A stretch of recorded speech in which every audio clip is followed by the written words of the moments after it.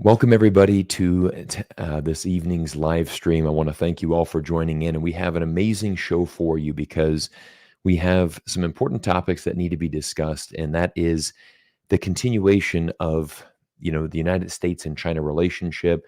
We have a new article that has just been published from the New York Times stating that the United States government has now updated its nuclear strategy towards China. We have a lot to discuss in this because we basically want to unpack that. We want to understand, what is going on, because unfortunately, it does seem that tensions continue to escalate with the United States and with China. Obviously, this is the most important geopolitical strategy, or I should say, relationship, really, in the world. And we definitely, let me turn this off. There we go. And we definitely need to discuss this because what's really important to understand is, how do we cooperate with China? How does the United States and China learn to work together? And for today's show, I've got two amazing guests that we're going to bring in. We're going to be bringing in Alex from Reporterify Media and also Carl Za. Very happy to have him join the live stream as well. And we're going to go ahead and bring these guys in. So Alex and Carl, gentlemen, how are you this evening? Doing well. Thank you. How are you? Fantastic. Awesome. Alex, always a pleasure to join you. And Carl, we've been meaning to link up for a long time. So it's really great to, finally get you on camera, and welcome to the show. Thank you. Love to be here. All right. Perfect. Well, guys, we're going to jump right into the content, and I'm just going to put this on screen here, kind of give everybody a little, basically a layout for what we're going to be doing today. So we've got three topics we want to discuss. We've got America changing their nuclear strategy. I've got a New York Times article that we're going to share for everybody. Also, a new report just came out talking about foreign direct investment into China. Quite a different than what the narrative we're hearing in mainstream media. Groundbreaking report from one of America's actually own think tanks. And then finally, I want to probably going to talk about the election, in every live stream moving forward. Obviously, the most important, government election in the world. It's going to be influencing a lot of things. Very curious to hear, Carl, your insights. Alex as well. Love to hear your insights. We're going to have a chat about that as well. But let's go ahead and start this with this groundbreaking article. I don't know if you guys had seen this, but this was broken from the New York Times last week. This is Biden approved a secret nuclear strategy, refocusing on the Chinese threat. And this was interesting because it was passed in March. It was not made public. This is obviously classified. But, what we're seeing here from the United States is, what they're saying is a possible coordinated nuclear confrontation with both Russia, China, and North Korea. And as a result of that, they believe that they need to update their nuclear program. They need to update their nuclear strategy. And Alex, I want to get your thoughts on this. You're obviously live on the ground in China. What do you think? What are your thoughts when you hear that the United States is revamping their strategy, their nuclear strategy, with a specific focus on China? I just think it's just updating the sales manual for 2025. You got some new gear that you need to shop around. The salesmen are either out at the NATO conventions. Last year it was Lithuania. Huge bonanza for military industrial complex companies that want to sell and showcase their hardware. What are these air shows all about? Well, it's lock and load, and that's what we're seeing here. So it's no surprise they bring in the usual cast of characters. Let's throw in North Korea, that has been pretty much silent for the last few years when it's come to any confrontation. But hell, let's call them the axis of evil. Let's say that they're, a very terrible country, and we're gonna throw them into the bunch and try to create a little bit of fear for the average American. And that should do it. And I think that should pretty much, load up the truck and get your local congressman excited to protect your safety in America there from big bad Kim Jong-un. Yeah, that's my take on it. Yeah, that's a very interesting insight. Carl, what are your thoughts, my friend? I think Alex nailed it on the head.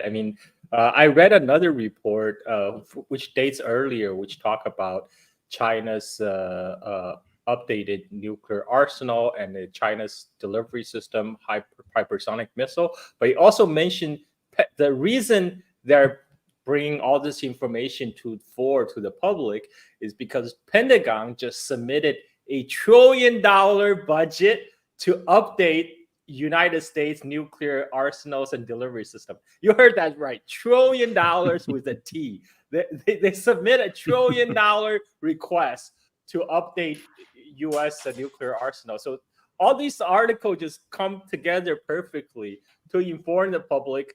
We really need to do this. We really, I'm sorry you guys can't have healthcare, but we really got to update our nuclear weapons because, this is so important. Yeah, it's quite amazing, and I think both of you guys are right on the money here with this. And I'm going to share you an interesting insight because I'm here in Las Vegas. We have the Nellis Air Force Base, one of the largest Air Force bases in the United States. So an incredible military community here in Las Vegas, and I have a lot of insiders that work there. As you can imagine, I know a lot of people that work at the Air Force. One of the guys that I know very closely, his entire job is to go to San Diego once a month, and he works on a team that he essentially says we're 20 guys in a room, and we have a massive screen on in front of us, a huge thing of a movie theater screen. It's basically a map of the world, and in this map we have a specific location we know where every single U.S.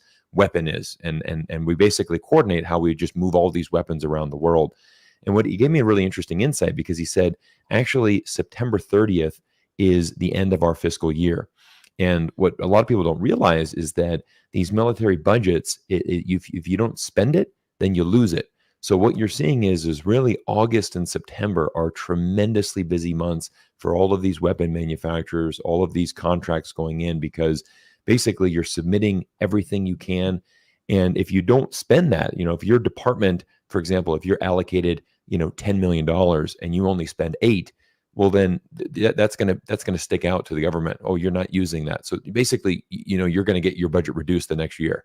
So, in this last minute spending, there's a lot of defense contractors. There's a lot of companies that are involved in this. They are just, signing contracts, trying to spend as much money as they can.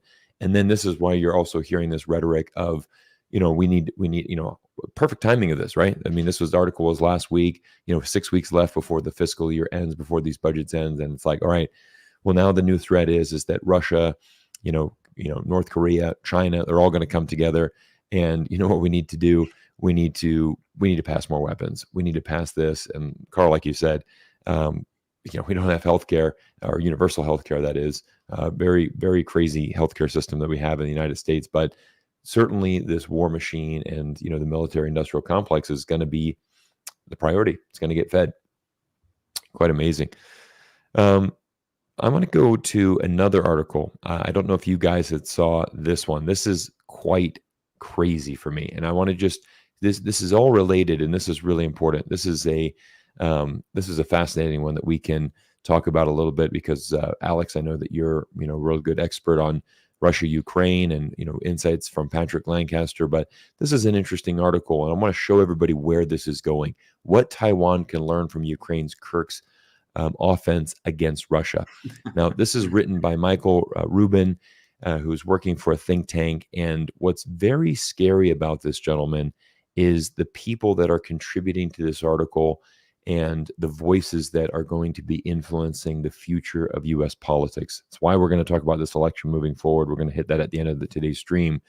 But there is a scary paragraph in here. I want to show this to you because, quite honestly, this is shocking. And we're going to go ahead and I'm going to read this out for you. If China invades, the key to Taiwan's defense will be a strong offense. Just as the Biden administration should never have sought to constrain the Ukraine fight to Ukraine itself, Taiwan should not artificially limit its retaliation geographically. Here's the key point. Scholar Gordon Chang, that's a great adjective. Scholar Gordon Chang suggested that Taiwan could kill tens of millions of people by destroying Chinese dams. Even voicing that scenario enhances Taiwan's deterrence. And this is kind of my main point when bringing this up in the stream, is this unbelievable talk. One of the guys that contributed to this report was Elbridge Colby, very active on Twitter. He is just ramping up this continuous war beating of the drum. And now we have the scholar. What an adjective to describe Gordon Chang, as basically advocating for a genocide almost against Chinese people. He's basically saying that Taiwan can bomb these Chinese dams, which would cause severe flooding and kill tens of millions of Chinese. That would be a great way to deter China. Um, Alex, give me your thoughts on this. Well, I mean, when you start bringing out Gordon Chang, I mean, the capital D for desperation comes through. I mean, this guy, I thought dog and pony shows are over, but I mean, this guy continues to come out. I wouldn't be surprised if he came out with a clown suit on one day. Um, First of all, when Gordon Chang is not even a person I would take serious. I mean, for entertainment value, I'd probably pay a couple of bucks to just watch him prove himself wrong on a daily basis. But this is a man who is a paid puppet. He needs to ramp up the fear. Fear sells, as we just spoke about when you were saying that in September these budgets got to be paid and they got to be used. It's interesting because that's around the same time that the Canton Fair in Guangzhou goes on, where China goes out to try to sell its products to the world and has a trade show. Well, America goes on tour to sell its arms. So as China builds, America bombs. And that's their rhetoric and that is their game plan. And I don't think we're going to see a deviation away from that. We're going to continue to see that ramp up.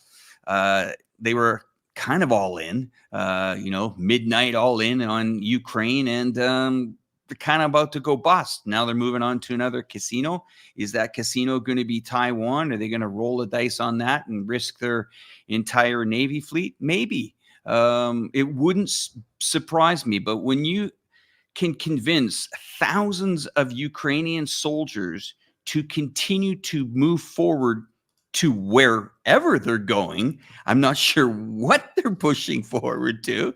Maybe they'll stop in Yekaterinburg. I don't know. But, you're writing their certificate, their death certificate. And this is the thing. Any nation that gets in the bed with the Americans, accepts their arms, accepts their funding, death will come to their nation. Just ask Ukraine. We don't even know the numbers. Anyway, back to you. No, I mean, we're going to talk a little bit more about Ukraine and this Kirk's invasion as well, because that is certainly a very interesting, development that we've seen earlier this week. I had on Colonel Douglas McGregor to really break that down, and we're going to talk that a little bit more. But first, Carl, I want to get your thoughts on this report from Michael Rubin. Basically, the thoughts of the Elbridge Colbys, the Gordon Changs, the Michael Rubins that are certainly advocating for this strategy of, really, we need to pivot away from Europe and we need to be making sure that China is the main focus. I mean, what are your thoughts when you read something like this? Well, first of all, there is a scholar, Gordon Chan, which Gordon H. Chan. He's actually a historian and vice provost at Stanford University. So I feel sorry for that guy because often he gets confused with Gordon G. Chan, who we are more familiar with. And Gordon G. Chan, of course, like Alex said, he's crazy.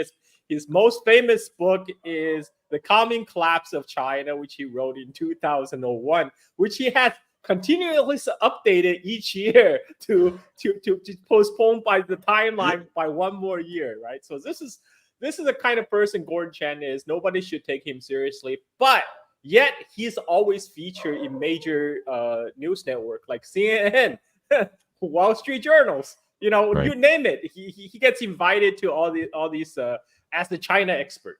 Right. He hasn't been. I don't know what was the last time he was in China, maybe 20 years ago, and that whole article, the idea that Taiwan can learn from Ukraine. You kidding me? Ukraine is getting wrecked right now. Ukraine. I mean, the Ukraine population is depleted so much. They're talking about drafting women. Is that the life that people in Taiwan want to look forward to? And the push into curse, it's a publicity stunt. They're not materially damaged the Russian war effort. This is more like they're tickling the bear, and all it does is just makes the bear more angry.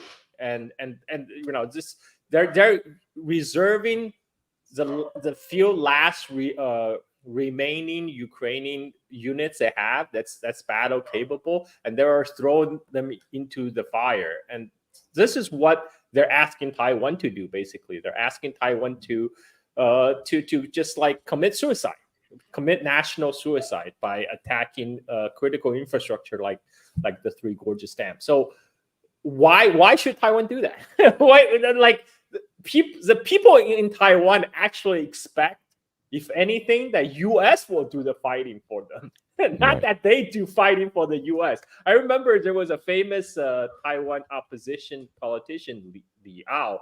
He famously said, like, you would expect the relationship of Taiwan and United States be like that of a dog and its owner, except it's even worse because owner at least feed the dog. They at least provide the dog with shelter and food. Now United States expecting Taiwan to pay for all these expensive high ticket weapon systems. So Taiwan is not even getting fed in this relationship. I mean Liao is being very acerbic, but it's kind of true. It's like United States is expecting Taiwan to sacrifice blood and treasure to basically uphold U.S. hegemonic status in East Asia.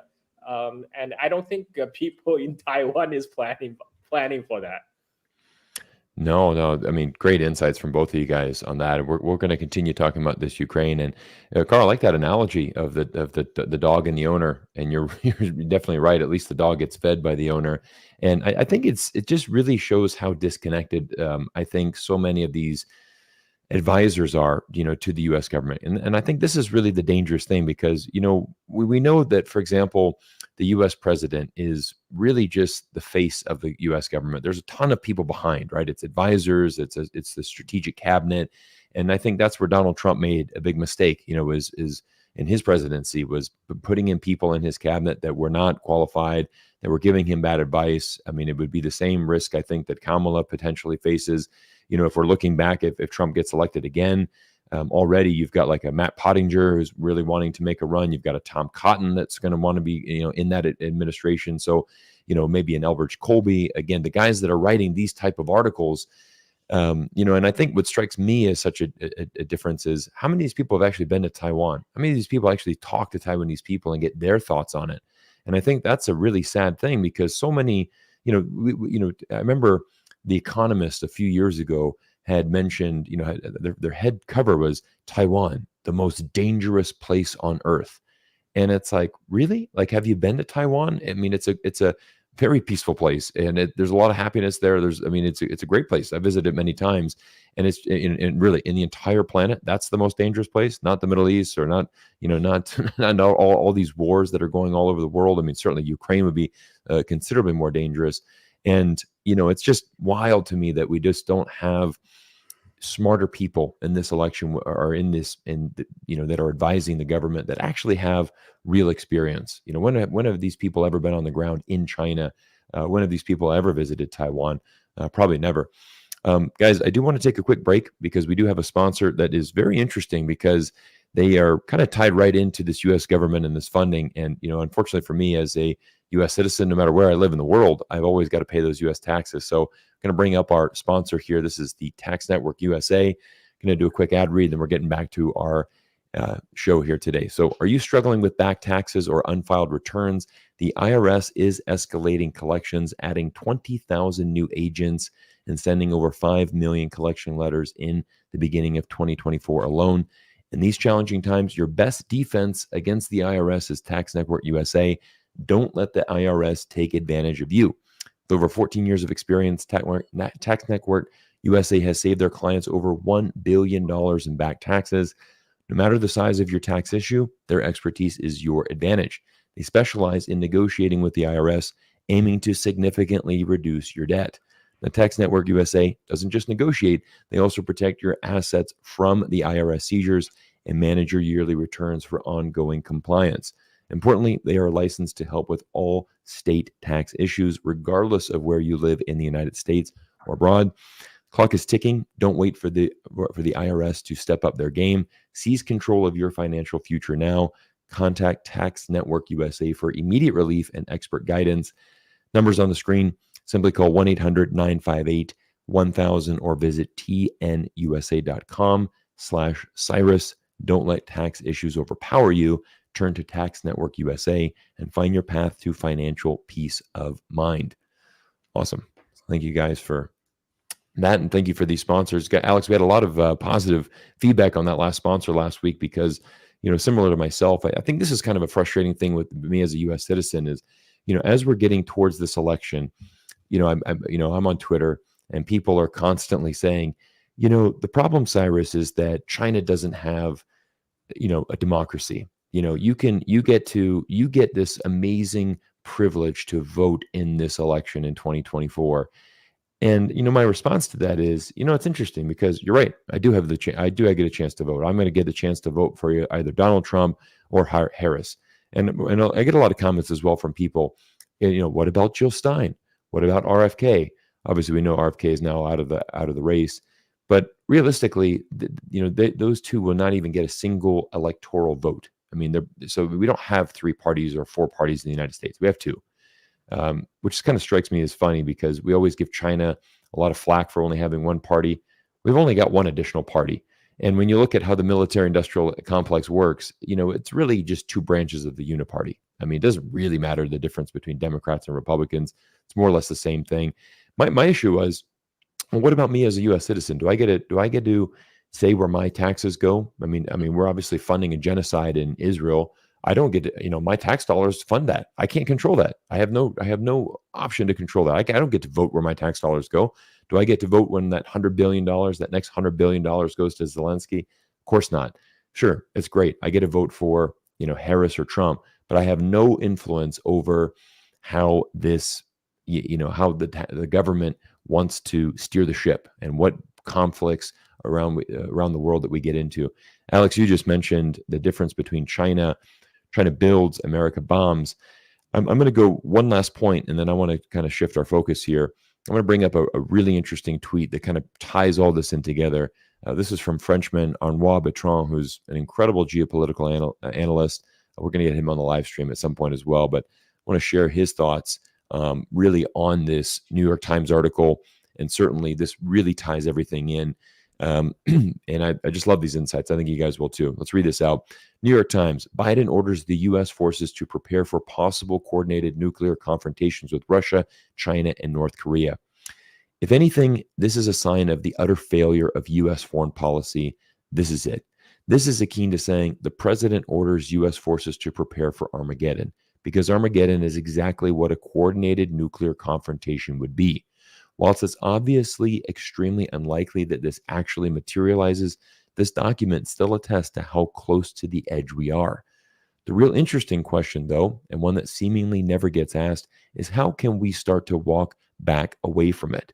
Maybe a good start would be if the U.S. reconsidered insisting on global hegemony, gained through might makes right, and actually accepted to coexist with others. Sounds logical to me that the moment you refuse coexistence and instead make it your goal to destroy, impoverish, or otherwise contain others, that will ratchet tensions up somewhat. I don't know. Just a thought. Quite an interesting insight there, Alex. What's your thoughts on that, on what Arnaud is saying? This is tough. I mean, it's like trying to read the mind of a psychotic person when we're talking about the U.S. government. They'll wake up one morning and they're like a pinball wizard. They'll just, roll that old spin wheel around, and whoever lands on it might be next. We see this again, bringing in North Korea. I mean, North Korea, man, they're focused on just getting their tourism business open in December. I mean, they're not even looking at ramping things up. I mean, Trump did it right last time when he was there. He walked across that demilitarized zone, shook his hands, and walked in there and says, "What's the big deal here? What's going on? Nothing's going on." Kim and I, we got together, had a few drinks. Trump doesn't drink, but probably had a cola, and cracked open the Hennessy. And Kim just said, "Listen, man, we're not going to give up the nukes. We know your game book. We give up anything on our side, we're dust. And it ain't going to happen. So this policy that the US is trying to, continue to bring its democracy around the world is just not going to work. And the people that pay the price are, well, we're seeing it now, Ukraine. We're moving in and we're seeing, Gaza. Those people are paying a hell of a price at not agreeing with being pushed into an oblivion. And then you move on. Who's next on the list here? It is Taiwan. For sure it is. But if somebody pulled out a map on America and looked at it, from a geography standpoint, they would say, well, okay, we're going to bring our aircraft carriers over there. Okay. And China's just going to let us, march them in into the Taiwan Strait. No problem. And we're going to just light it up. Light what up? The island of Taiwan? Is that? But there's people there. Those are allegedly the American allies. So again, as I said, Cyrus, none of this. There's no organization. There's no game plan. And we're seeing it in modern daylight today, August 24th, 2024, people dying on the front line in Ukraine in Kursk with no mission. That is your military strategy 101 right there. Yeah, that's just it's so sad to see that invasion. We're gonna still talk about Ukraine a little bit, and but Carl, I think what was interesting with this tweet from Marnois is really talking about that hegemony and the United States obsession with that. I want to talk a little bit more about Chinese tech, because what we've seen in the last few months, we've seen, I think an incredible reports that are now coming out of how much this strategy from the U.S. has actually backfired. A few weeks ago, Intel basically came out, said, look, we've got to cut 15,000 jobs.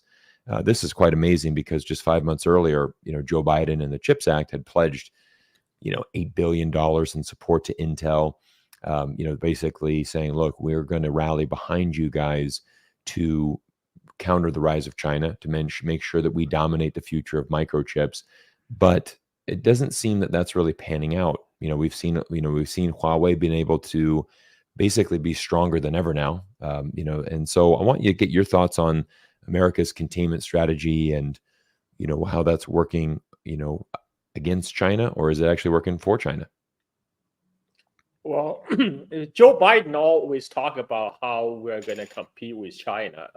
By competing, he's talking about Tonya Hardin way of competing. To take a baseball bat to kneecap the Chinese manufacturing, but that hasn't worked out. I mean, you bring a great example, Intel. I mean, Intel actually didn't do themselves any favors by keep fumbling on their latest product line.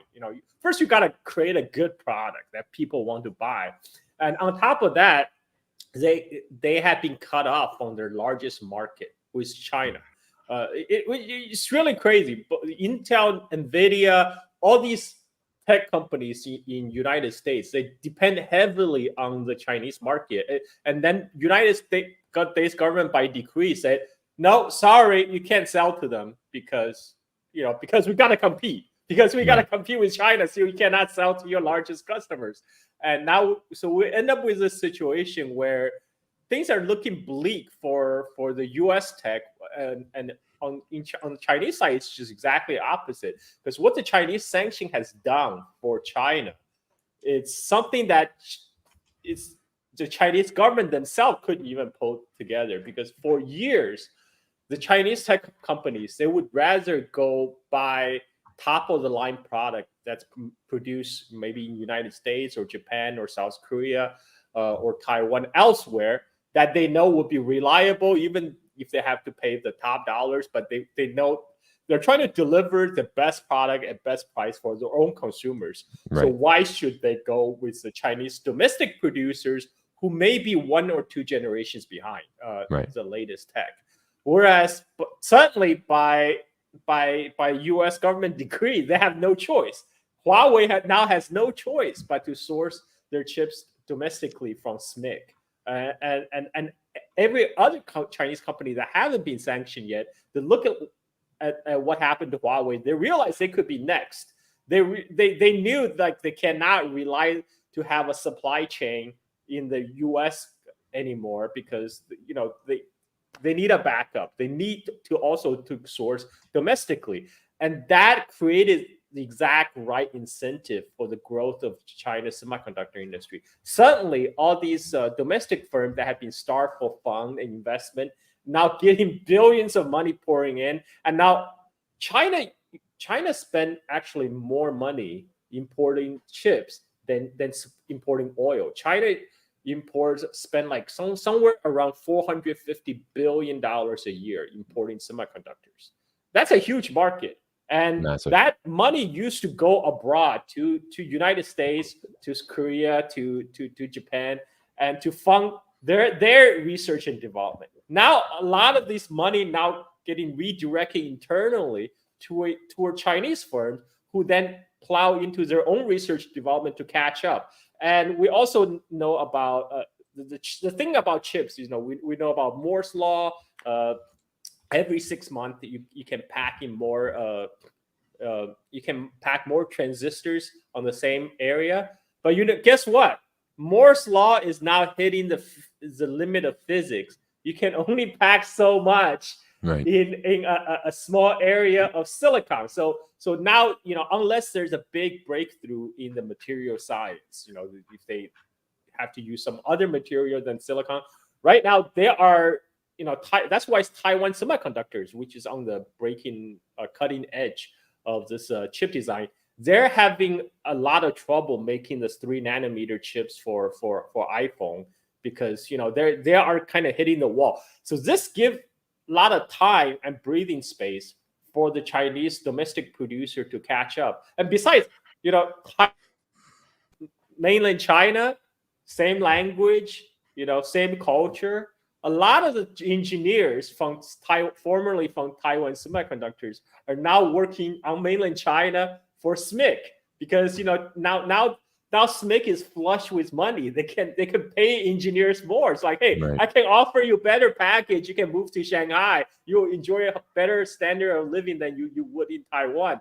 And this is why, like, right now, Taiwan government is actually trying to roll out laws to prevent their people from move to mainland China. But that still is happening. Oh yeah, Taiwan is steadily losing also its advantage vis-a-vis mainland China because of sanction. 60% of Taiwan's trade goes to China, and a lot of that is the semiconductors. But United States said, you know what? Taiwan Semiconductors, you cannot sell to mainland China. That's how U.S. sanction works. It's not just restricting U.S. companies. It's also telling all the so-called U.S. allies, companies in Netherlands, in Japan, in South Korea, and in Taiwan. You know what? We will tell you what to do, and we will tell you who you can trade with.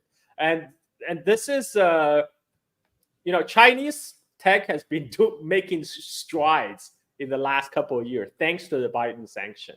I mean, the U.S. sanction is like a rocket fuel to the semiconductor development in China. So that's all I got to say. No, you're spot on, Carl, and that's something that I wanted to get your insights into that. It's something that I've made a couple of videos on this as well in recent weeks.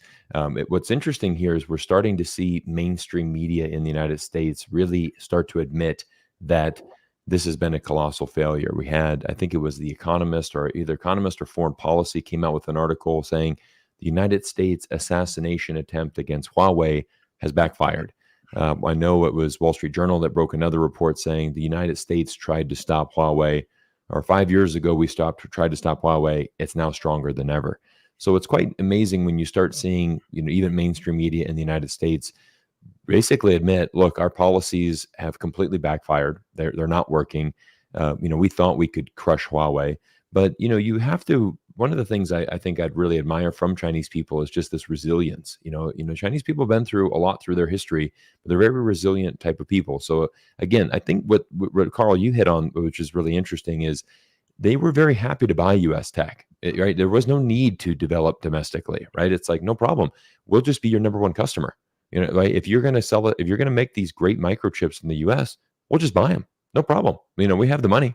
We'll buy them, and then we'll just take those microchips and we'll put them into Chinese machines, and that'll be a great combination. That's certainly what Huawei did for many years, buying Intel chips and things like that. But now, you've also brought up a great thing, is that the United States, I mean, if you are an ally of the United States, then you basically have to adhere to a America First policy. So what that means is that, as our ally, we're going to give you security. Okay, so you're backed by you're going to be protected by the U.S. military, which is an asset. Okay, that's great. That's definitely an advantage, but it comes at a significant cost, and that's, I think, what even European countries are now seeing. Great, countries like Germany and France. Okay, we have the United States as our security partner, right? No one's going to mess with us, because we know that the U.S. is always going to have our back. But as a result of that, you do exchange some sovereignty.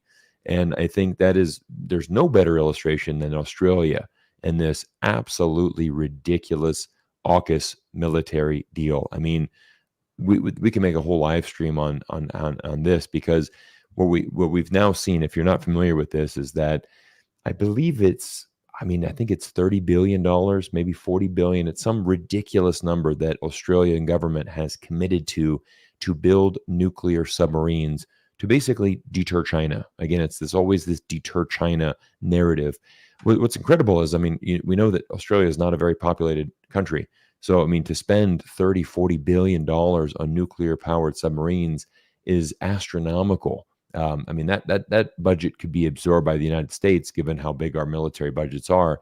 But for a country like Australia, that's massive. What's wild, though, is that the submarines wouldn't be ready until 2045, close to 2050. So it's like we're spending $30 billion for something that's going to take 25 years to build. Like, even if you're really trying to deter China, it's not a very effective strategy. You've got to basically wait around for 25 years. Now you're starting to see a ton of Australian, former prime ministers, former politicians saying, look, we have been absolutely baited into this horrible decision, and this makes zero sense. Again, China's Australia's number one trading partner. The Australian economy basically depends on China. You look at their, the mining that they do, the wine, the lobsters, the seafood, a tremendous amount of industries. Many Australians have gotten rich simply because of China. They wouldn't be thriving, without that connection to China. But yet, let's go ahead and spend $35 billion to deter China. It is quite wild. And I think the big takeaway here with this, U.S. strategy here, guys, is that it's doing the exact opposite, right? You're seeing Chinese tech companies are getting stronger. Like Carl had said, it's basically because of, necessity. They're not going to go down. I think it was very naive if the United States government just thought Huawei is going to fold up shop and be like, all right, well, we tried, guys. We've had a great run. We're just going to fade off into the sunset and we're going to give up. That's a very naive if you think that China is just going to give up and Huawei is not going to 想办法, all right? Like, think of a solution, as they say in Chinese. Alex, let's shift back here a little bit, because you brought up a really good point. We're talking about Taiwan and saying that Taiwan should be learning from, Ukraine. I think the thought of that is just ridiculous. I don't think anybody should be learning from Ukraine, certainly given the status of this. Do you have any updates for us on the Kirk's invasion? Anything update? Have you talked to Patrick Lancaster recently? Give us kind of your thoughts on that. I'd love to hear your insights. Before I do that, I just want to add to Carl and your point about U.S. tech. Something magical is going on in the city of Chongqing, and I don't think the world is ready for it. The new energy vehicles here in this city and around the country. This is the Motor City of China, okay, and the bridge capital of China, and a very, very, very important city. Pay attention. If you haven't heard the name, Google it after this. Chongqing, one of the largest cities in the world. New energy vehicles are taking over this country by storm. And everywhere I'm going, I was just in Beijing, and when you see a green license plate on a car, it's a new energy vehicle, and it's green, green, green, green, green, green, green, green. So much that Goldman said, uh-oh, look out, oil. This is starting to impact the usage of oil with these new energy vehicles. And we're talking of a country that has about 460 million automobiles on the road to date. And what's interesting is I was just last week at CATL. They're one of the largest battery manufacturers in the world. About 90% of the cars on the road that are new energy vehicles are powered by these guys. Yeah. Look out. Okay. New tech is not just those computer chips and those computers. New tech is new energy vehicles as well. I sent something into our chat there. Look at this. China just pulled off a video game hit called Black Myth. 10 million copies in 3 days. Boy, oh boy. These guys can move on without U.S. tech, no problem. Okay, over to Ukraine. And thank you for giving me some time to talk about Ukraine. Pretty mind-blowing interview I had in the last 48 hours with Patrick Lancaster. He's pretty shook up. The last message I got from him was quite disturbing, a little bit worrying. Spent 12 hours with the special forces, with the assault team, which are taking territory back, Ukraine in the Kursk region. I was not sure I was going to really come back and do this report for you because I don't think I would have lived to tell it. In 10 years, this is the most scared I have ever been. Capital F-A-C-T, fact. And by the way, I made you a special stand-up for your video. Thank you for that, Patrick. When I talked to Patrick, there was a little bit of confusion because I said to him, what are the Russians doing to push back? And he says, Alex, I don't know. We don't feel that. He says, it's been a few weeks. We don't feel that major pushback. And I said, but, this is a big military. They should be able to just hammer these guys out, in a week, right? Says this hasn't happened. They're still moving forward. Now, of course, there's speculation that this could be, let's get them in a little bit deeper and circle them and not let them out. That's the first one. Number two, we could be actually seeing a weakness in the Russian military. I don't want to admit that. I don't think anybody in the Russian military would want to admit that. But maybe some of this American hardware, these American mercenaries, which he said they did see and hear in the territory, is actually making an impact. I know it sounds ridiculous. And then he interviewed a general in the Russian army, and the guy said, keep pushing it, guys, keep pushing it harder, and then we're going to have to bring out the big guns. And I don't want to say it on the in the chat here in case we YouTube picks this up, but he did use WMD as an alternative to quickly put this whole entire thing to an end. That interview was on Patrick Lancaster's website. That viral went video. I think it hit 1 million views already. To me, I'm confused as much as the other guy as what in the hell are these forces so deep into the territory? Having Patrick, one of the only allowed. Now, when you hear stuff from international journalists reporting on this region, I want the viewers that are watching our live stream here today to understand that if they have tiptoed into Russian territory, they're fair game for the military. They are in there illegally. They don't have the right documentation from even a visa standpoint. Remember, they can report all they want in Ukraine, the international media, but when you tiptoe into the sovereign territory of Russia, you're fair game unless you've gone through the right protocol, which I doubt that. So you'll see most of them report. They'll come right up against the border, and then they'll get on camera and talk about what's kind of happening. But Patrick Lancaster is a freelance crowdfunded journalist in there on the front line reporting, and yeah, I'm pretty mind blown. I don't know about you guys, but I would, when I sat down and had the conversation with him, first I saw he was pretty shaken up. Usually Patrick's quite calm. I know, you met him recently, Cyrus, when he was here in China. I did, yeah. Became really good friends, and seeing him, report to me on that, saying, I'm a little bit confused right now. And, so am I. Maybe, Carl, you have some feelings on that, but we're a third week in here, and I'm still not seeing the pushback that I thought I would see.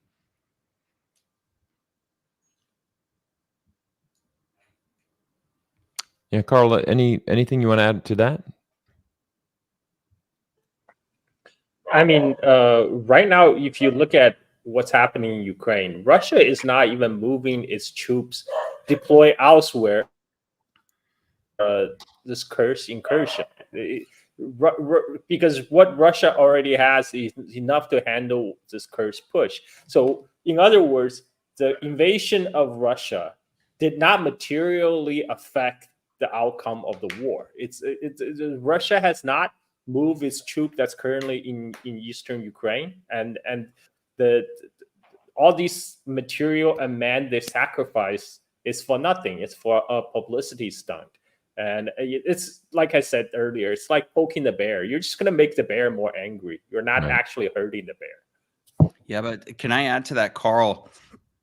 The disturbing part here is there are Russian citizens dying now, and this is not good. We can say, yeah, we haven't, or Russia hasn't had to move over more people to handle this.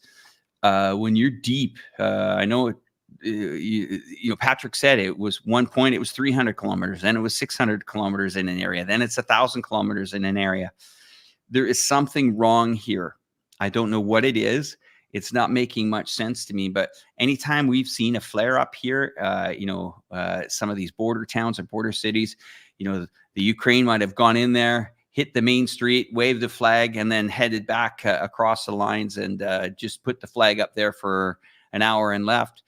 We are today seeing military hardware from NATO-backed countries inside the sovereign nation of Russia, killing Russian civilians and evacuating them. And we have not seen a response in a way that I can tell you, if anybody came 300 kilometers inside of the border of China, it would be dealt with swiftly.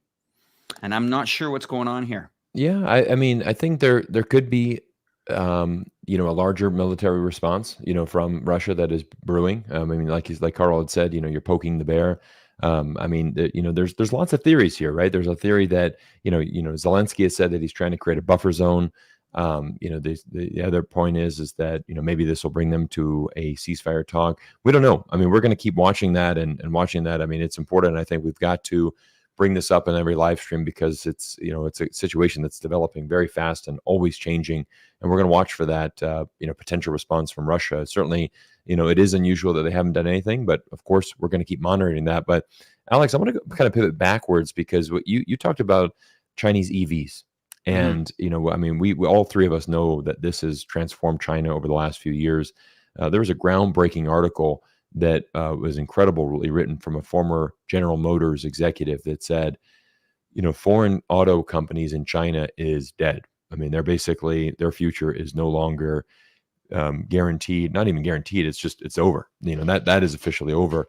And he said really amazing insights. I should have grabbed some screenshots to bring them up on camera, but I'll just quote them. He did say that a few years ago back in China was always seen as the forever cash cow. Basically, we could count on a $2 billion dividend every year from China because, for years, and I think this is something all of us would know, the Chinese loved buying foreign cars, right? Whether it's BMW, Mercedes, Audi, Volkswagen, Buick, all of these, companies had tremendous presence in China, really dominated, especially Volkswagen was a huge presence. Then, you look at your higher end Mercedes, Audis. I mean, these were the cars to drive, even within the Chinese government. I mean, I remember going to Beijing, they basically, the whole Chinese government drove Audis like almost exclusively. And that has all shifted. All of that has changed. And now, the Chinese have shifted to now certainly buying more EVs. A new report just broke out yesterday that BYD is now looking at building 3 new plants in Mexico to certainly look at that demand that is surging there, because at the end of the day, consumers want to buy more affordable cars here in if it's EVs. And I think it's the United States, I think American consumers would happily buy Chinese EVs at a lower price point, because at the end of the day you're trying to save money. But I want to bring up an interesting graph, get you guys some interesting knowledge here. This story just broke, but what we're looking at is the Foreign Direct Investment Confidence Index, And big change here. We actually seen, moving from number 7 in 2023 to now number 3 position is China, including Hong Kong. So we've seen a big jump up there. And it's quite an interesting thing. I've got some statistics that I'm going to bring in with this report as well. And this is, basically, despite the narrative that, foreign direct investment is decreasing, the country actually surged from 7th to 3rd place globally in the 2024 Kearney FDI Confidence Index. And it's ahead of countries like France, UK, Germany, and Japan. Now, this is from an American global management consulting firm. But basically, there's an interesting thing that's happening right now, and kind of going to the powerhouse of the European economy, which is Germany. Germany actually invested a record high of 7.3 billion euros in China in the first half of 2024. So we're seeing there's a lot of, basically, they realize that the future still is China. China is an incredible, important part of this global economy. Got a tweet here that says the reasons German executives cite for their surging investment in China is not only the enormous size of the market, but also because it's increasingly the world's key innovation center. Stefan Hartung, who is the chairman of the board of the Bosch Group, one of Germany's largest companies, said that China's importance lies in the fact that it is not only a consumer market, but also an innovation center, leading the transformation of electrification, smart travel, artificial intelligence, digitalization, and energy conservation. I think another thing, Alex, that we talked about is look at the recent moves from China's government opening up many parts of the world. I think there's over 60 countries now that are visa-free to China. Mm-hmm. That has exploded in the amount of foreigners visiting China, very interested in at least experiencing that. I think when you and I were doing our walk and talk in Chongqing, that was just the day after Australia, New Zealand, now also being able to go visa-free. When I was then traveled down to Guangzhou, I met a ton of Australians that within weeks of that being open, they said, hey, we're going to book a ticket to Guangzhou. We thought, hey, we can come visa-free. Why not come check out China? So pretty incredible when you start seeing this data again coming out. Again, I think all of us, we really like to look at facts. We like to look at, what's really going on. Alex, what do you think of that when you see that the foreign direct investment, this confidence is really, increasing and really improving a lot? Well, it's not all doom and gloom for these European and American companies. They still have the opportunity to make bucket loads of money. China is a country that believes in collaboration. That very company that I talked about earlier with the new energy vehicles called CATL, with the battery technology, they're neutral. Very first comment when I went in there and interviewed them, I said, hey guys, your competition good? They're like, hey, we're neutral. Well, we're the battery makers. We're letting whoever wants to come into this technology. At that event, there were American automobiles there, new energy vehicle ones. Mm-hmm. Now, it isn't my understanding that Americans and Canadians have been told a completely different story about these vehicles, that they're unreliable, they catch on fire, they're costly, they're, built with, cheap products. That is very far from reality. If you set foot in these cars, you will quickly understand that, whoa, this is interesting. Now, I asked one of the senior VPs of CATL, I said, why is there this stereotype from these cars? And he says, listen, we're not worried about that right now. What we're looking at is the young generation. The first time they step into a car, and he called it, they're not into the old dumb technology. They're into the new technology, and they're expecting different things out of their cars, like heated seats, fireplace ambiance, beautiful lighting, 12 to 24 camera display to help them drive in fog or hard situations. The car battery swapping technology, the batteries that last 1,000 kilometers, a battery that can be charged 600 kilometers on 10 minutes. These cars are as much as 50 to 60% less than your traditional cars in America. And I have to add to this, since we're on this topic about, talking about Germany and the United States, I've been in Chongqing 4 years now, and I'm seeing just unbelievable things going on here. Just recently, we had 100 journalists coming for a BRI forum here in our city. Okay, go back a few years ago, you would never have that. They're coming for 6 days on the 26th of August all the way to the 1st of September, and they're here to meet their Chinese media, our Chinese media here. They believe in this building friendships like you do. You're the ambassador of peace, Cyrus. And, they're bringing journalists together to say, hey, let's talk about what we're doing here. Do not underestimate the Chinese. I'm going to be very clear on this. 30 years ago, Shenzhen fishing village, okay? You might think that the Chinese can't make a new energy vehicle. Look out. No matter what happens, it's coming.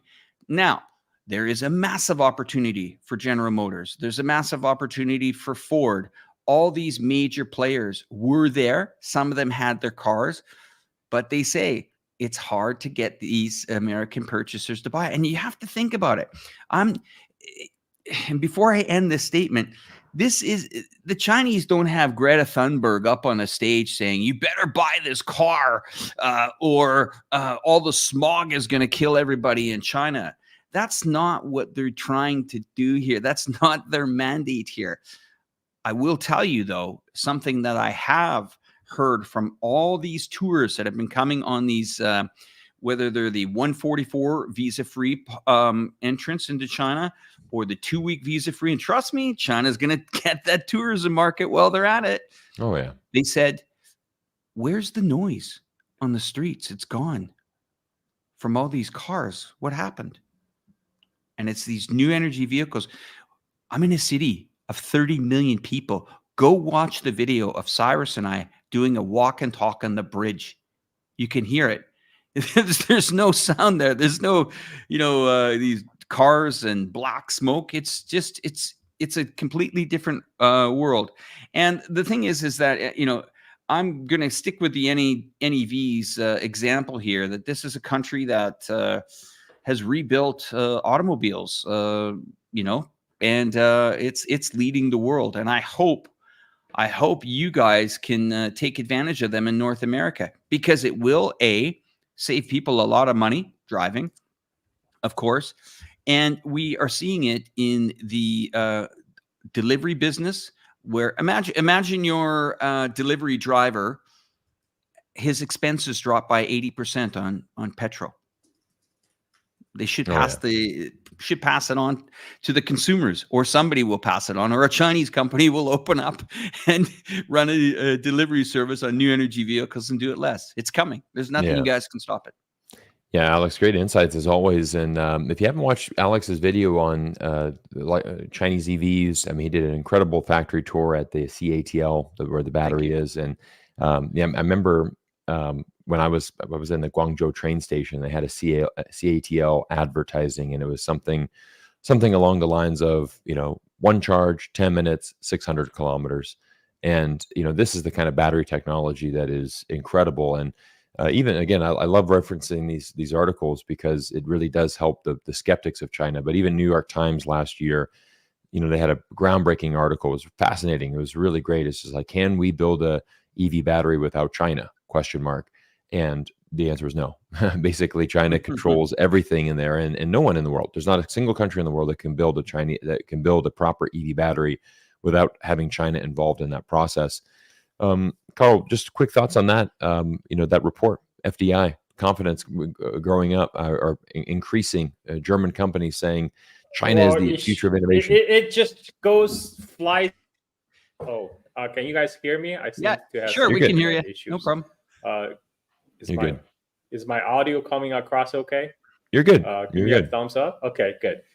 So, I mean, all it says, all the foreign businesses continue to think China is a great place to invest. China is ranked number 3, just behind US and Canada. China already beats Germany and Japan. We know why, because Germany is basically being crippled by the U.S. sanctions on Russia. They're losing all the access to the cheap Russian gas. So all their German industrialists have packed up their plant and moved it to United States, where natural gas is still cheap. So U.S. in a way it's cannibalizing its own allies right now, all the European countries, and China is not affected by that. Despite the U.S. sanctions, and a lot of the reasons the foreign business leaders are given for continuing to invest China is that China now is not just a large consumer market, but China is also now driving innovation. A lot of the innovation is coming out of China. Microsoft has their research R&Ds done in China, as many Western multinationals, because China graduate millions of engineers. I mean, it's a totally different scale in magnitude. And if you go to Silicon Valley, like in the United States, the engineers are mostly either Indians or Chinese. Well, guess what? China, they have plenty of Chinese engineers. So that supply just is increasing every year. In 1980s, when I lived in China, about 1% of the population goes to college. About 1% of the college grads go to college. Now it's about 40%. People talk about, a lot of the people like Zihan, they're talking about, oh, China is going to collapse because their population is going to decline. It's over. It's over for China. What really should be looking at is a college-educated population. Right. The college-educated population in China continue to expand year after year.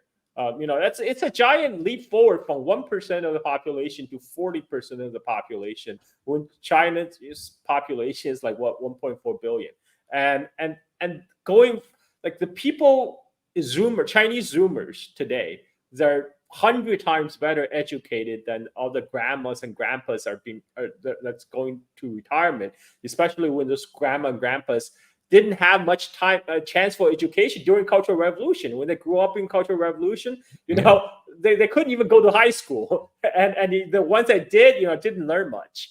And whereas people today, they are much better prepared for the knowledge economy, for AI. A lot of people in U.S., they still have concept of China as like, oh, sweatshop, slave labor. They still think China is slave labor, but you go to the factories of those EV car makers, it's all fully automated. It's robots working 24/7.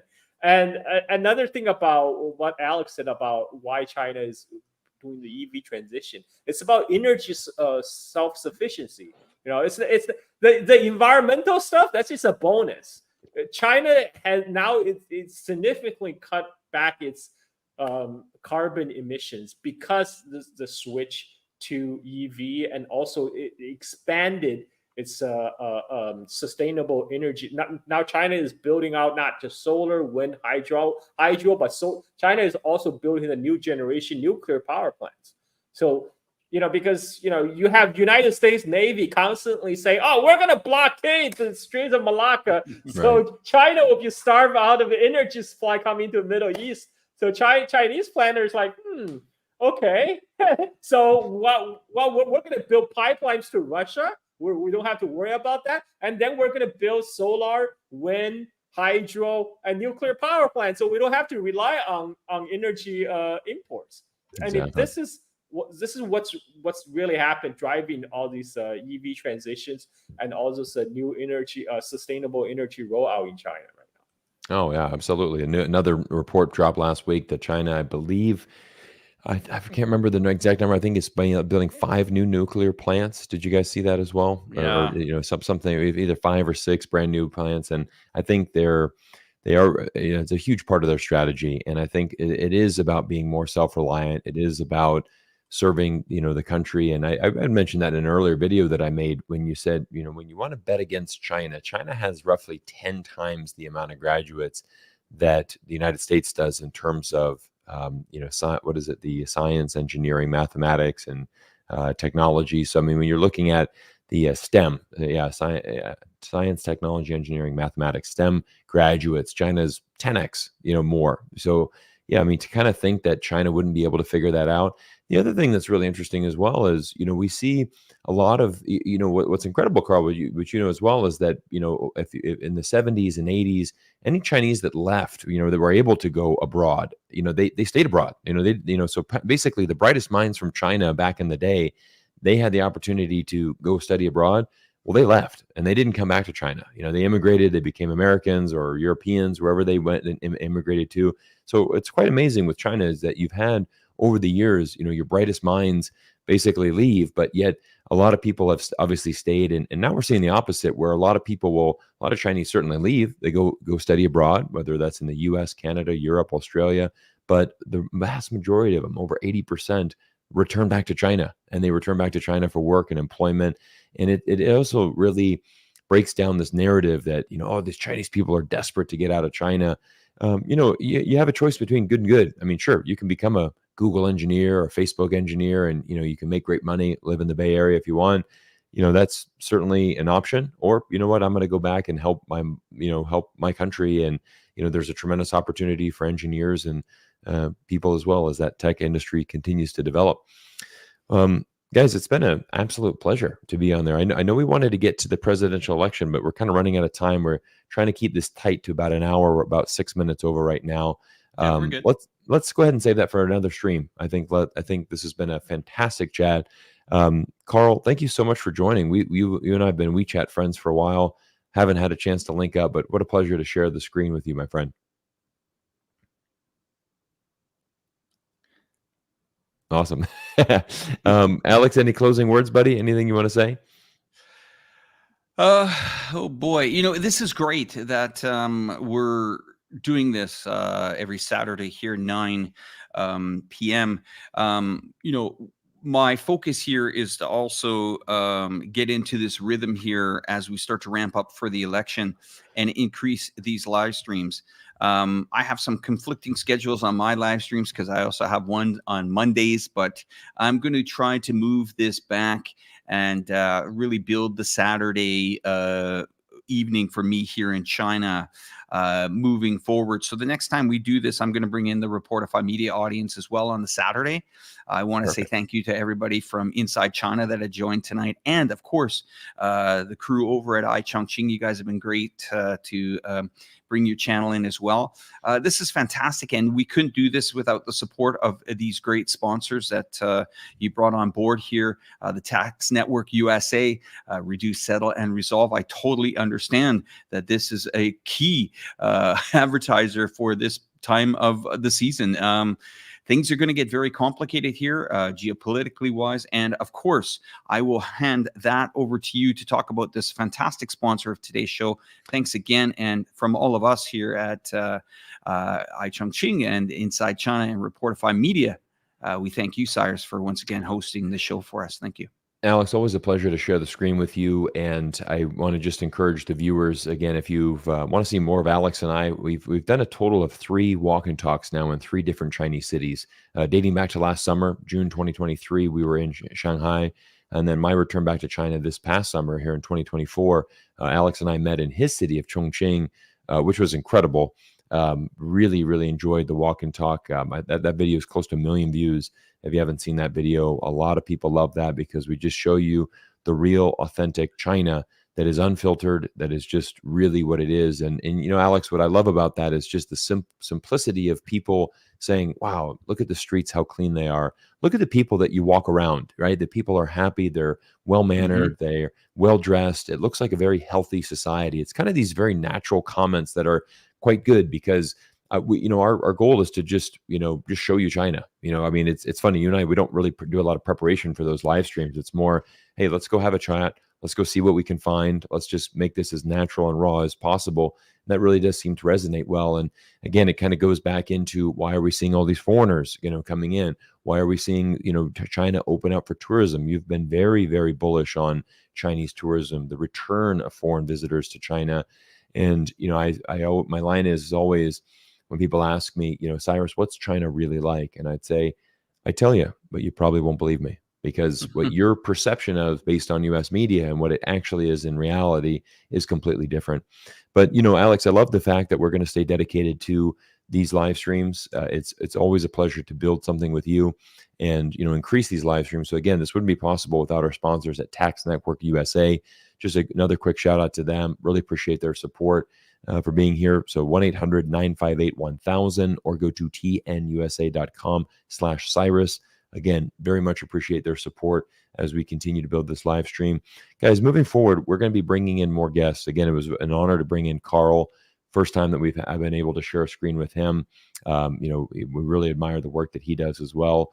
And, you know, we're wanting to bring in more voices, more topics. But as you can see, these live streams are great because it allows us to kind of share all these articles that are being published every single week. And our goal is to kind of compile them, you know, come with the breaking stories and really help everybody understand, you know, this complex geopolitical world that we live in. Alex, we'll talk more about the 2024 election in our next stream. But for Alex and myself, thank you all for your incredible support, and we will see you in our next live stream soon. Thank you, and let's do a little outro, and we'll see you guys next week.